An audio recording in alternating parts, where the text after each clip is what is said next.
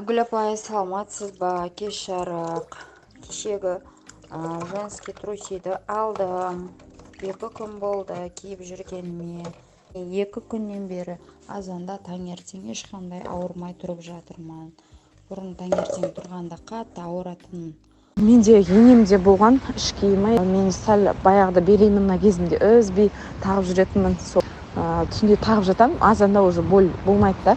2004 жылы мен кішкентай балапанды босанған кезде менің жамбас сүйегім жабылмай қалды.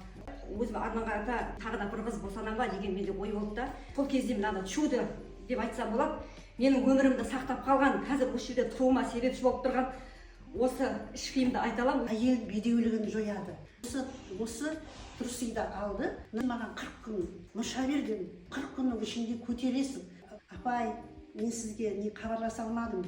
Бепелі болдым дейді. Бепем қазір 1 жас 3 ай болды дейді.